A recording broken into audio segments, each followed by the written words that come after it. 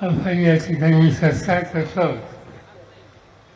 सुशीलकुमार शिंदे जिल्ह्याचे ज्येष्ठ नेते विजयसिंह मोहिते पाटील, काँग्रेस पक्षाचे महाराष्ट्राचे नेते बाळासाहेब थोरात, राष्ट्रवादी काँग्रेस पक्षाचे राज्याचे अध्यक्ष जयंतराव पाटील, श्रीमंत चतुर्थी शाहू महाराज, खासदार विशाल पाटील, फणीजी शिंदे, जयश्री पाटील उभीचे, ओमराजे निंबाळकर, लंके, बजरंग सोनवणे, संजय देशमुख वगैरे सर,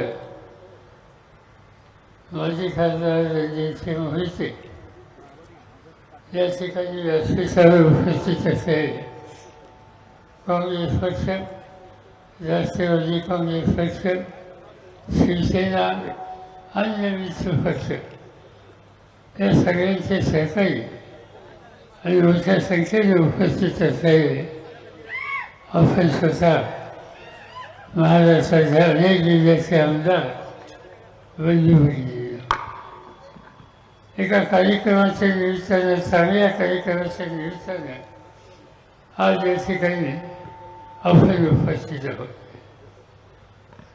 शिंदे साहेबांचा 84वा वाढदिवस.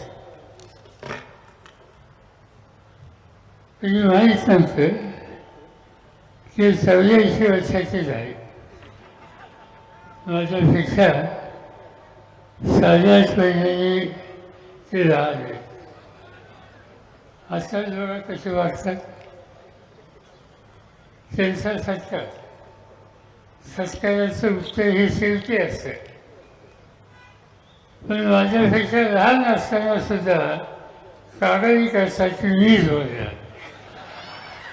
शेवटी मला त्यांनी सांगायला लागले, मी बघा आहे तुमच्यापेक्षा आज पहिली कविना मी ठरलो आहे, त्यामुळे जात भानगडीत आपल्या नादी लागू नका. शेवटी तुमचा सन्मान आहे. हे हजारोच्या संख्येने लोक या ठिकाणी आले तुमच्या सन्मानासाठी आणि तुमचे विचार ऐकण्यासाठी. मला आनंद आहे. होळीच्या परिवारानं हा एक प्रचंड आणि उत्तम सोहळा या ठिकाणी आयोजित झाला. शिंदे साहेबांचा आयुष्याचा मोठा काळ हा तुम्हा लोकांच्या बरोबर गेला. कष्टानं पुढे आले, मुंबईला गेले, शिक्षण वाढवलं, पोलीस खात्याची नोकरी केली. हळूहळू समाजकारणाची आस्था निर्माण झाली. विधिमंडळामध्ये आले, मंत्रिमंडळात आले, मुख्यमंत्री झाले, राज्यपाल झाले, केंद्रामध्ये मंत्री झाले. एवढी प्रगती कोणाच्या आयुष्यामध्ये कधी मिळत असते. मी सुद्धा अनेकदा सत्तेमध्ये होतो,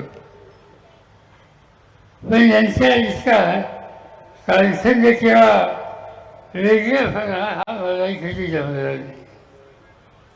आणि हे त्यांचं वैशिष्ट्य आहे. आणि त्याचं महत्त्वाचं कारण सत्ता कधी डोक्यात जाऊन दिली नाही. पाय नेहमी जमिनीवर ठेवले आणि सामान्य माणसाची बांधिलकी कधी सोडली नाही. आणि त्यापुढं आज एवढ्या संख्येनं त्यांचा सन्मान करण्याच्यासाठी तुम्ही सगळेजण आम्ही सगळेजण उपस्थित आहोत.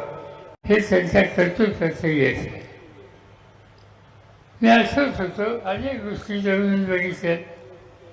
कधी नाटकात कामं केली, हा काही घरी साधा नव्हता. अनेक उद्योग केले. पुण्याच्या लॉ कॉलेजमधून पदवी झाली. पोलीस खात्यात सर्विस मारायला लागली. एक दिवशी मी जाऊन सांगितलं की सुशीलकुमारजी, आता हा हाकी जे सोडा, आता खाली तिकडं चला. हायवे पण खाकी पोलिसाचा युनिफॉर्म सोडून आता दुसरा युनिफॉर्म आमच्याकडचा करा. त्याने हो म्हणले आणि आम्ही त्यांच्यासाठी एक जागा निवडली. ती जागा करमाळ्याची. आम्ही लोकांनी ठरवलं, मी महाराष्ट्र काँग्रेसचा जनरल सेक्रेटरी मुख्य अध्यक्ष होते, चव्हाण साहेब होते आणि आम्ही या सगळ्यांना सुचवलं की अतिशय अभ्यासू आणि उद्या भवितव्य असलेला असा हा तरुण आहे, त्यांना करमाळ्याचं जागा द्या. नाही झालं. मी तर त्यांना राजीनामा द्यायला सांगितलं, नोकरी गेली आणि करमाळ्याला साहेब फारी सोनवणे नावाच्या ग्रस्तांना तिकीट दिलं गेलं. तुझी चिंता होती माझ्या सरकारला की सरकारला नोकरी करायला सुधारावी आणि असं आमदारकी मिळाली नाही, करायचं काय हे मला धीर दिला. काय काळजी करू नका, आपण यातनं बाहेर पडू. बाहेर पडायचं ठरवलं आणि दुर्दैवाने काही महिन्यात साहेब फारी सोडवणे वाढले, जागा मोकळी झाली. पुन्हा आम्ही गेलो चव्हाण साहेबांच्याकडे आणि चव्हाण साहेबांनी सांगितलं की या तरुणाला महाराष्ट्राच्या भवितव्याच्यासाठी संधी देणं याची गरज आहे. त्याला तिकीट दिलं आणि ते आणि मी करमाळ्याला आलो. नामदेव दत्तावशीचे नेते होते, निवडणूक केली आणि तुम्हाला आश्चर्य असेल, नामदेव यांच्याकडे निवडणुकीची सगळी जबाबदारी होती. पक्षाच्या वतीने 15,000 रुपये त्यांना दिले. निवडणुकीचा खर्च त्या प्रयत्न झाला आणि 2,500 रुपये शिल्लक राहिले आणि ते 2,500 नामदेवांनी परत केले. हे चालीचं होतं त्या काळाच्या नेतृत्वाचं पक्षामध्ये काम करण्याच्या संबंधी. आणि तिथून महाराष्ट्राच्या विधानसभेत गेल्याच्या नंतर हे गृहस्थ थांबलेच नाहीत. मला आठवतं की वसंतराव नाईक मुख्यमंत्री होते आणि त्यांच्याकडे घेऊन मी त्यांना गेलो, मंत्रिमंडळात घ्या म्हणून. काय आमच्याकडनं काही झालं नाही, पण थोड्या दिवसाने त्यांना राज्यमंत्री म्हणून केलं.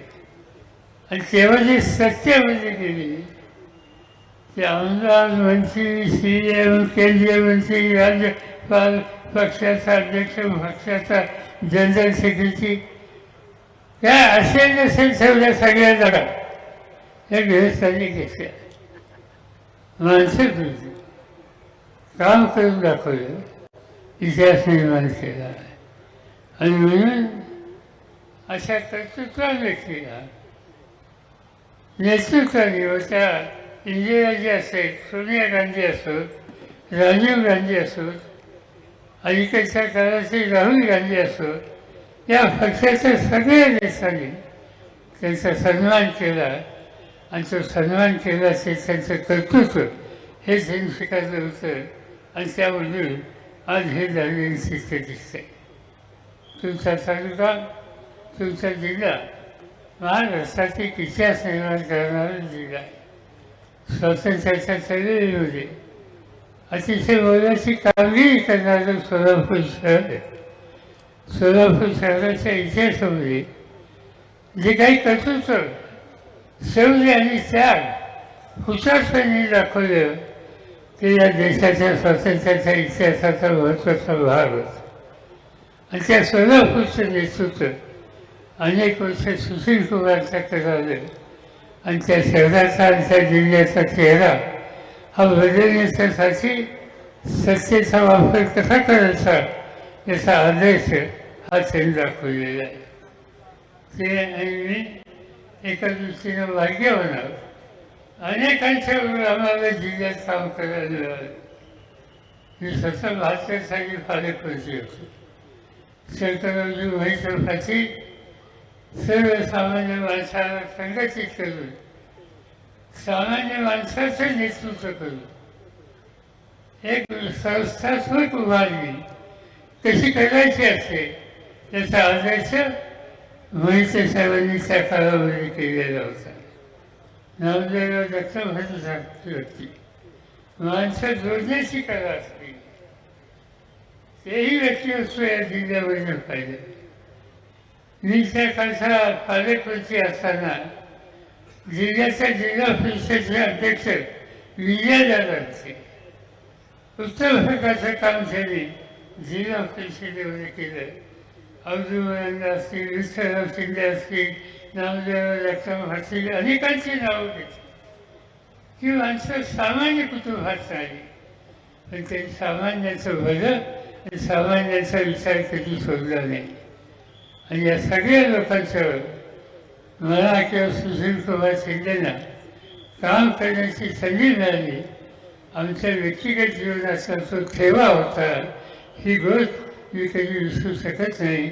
मला आनंद आहे की शिंदेंनी जे काही कर्तृत्व दाखवले त्या कर्तृत्वाची नोंद महाराष्ट्राने देशाने घेतली. हे सगळं खरं असलं, पण घरच्या लोकांनी नोंद घेणं आणि घरच्या लोकांनी सन्मान करणं याला एक वेगळेपणा आहे. आणि तो वेगळेपणा आज रणजितसिंह असेल, धैर्यशील असेल, त्यांच्या सगळ्या सहकार्याने या ठिकाणी दाखवला. त्याबद्दल त्यांना मनापासून धन्यवाद देतो. शिंदे साहेबांना शुभेच्छा देतो. त्यांनी काही 84 वगैरे झालं हे डोक्यातनं काढला. औषध लावून जायचे. तुम्ही माझी कुठं आहे, तुम्ही काही चिंता करू नका. आपण आणखी सुरू तुम्ही काही म्हणलं तर हातात घेतलेलं काम शोधायचं नसतं. हा आपला पगारचा अनेक वर्षाचा आणि त्यामुळे तुम्ही असंच काम करत राहा.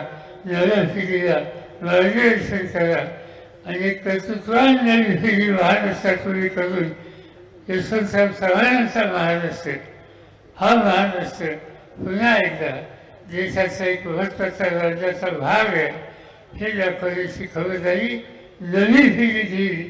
त्या नव्या पिढीच्या वर तुम्ही मी आणि अन्य सहकारी हे कटाक्षाने त्या ठिकाणी मार घालू एवढंच त्या ठिकाणी सांगतो.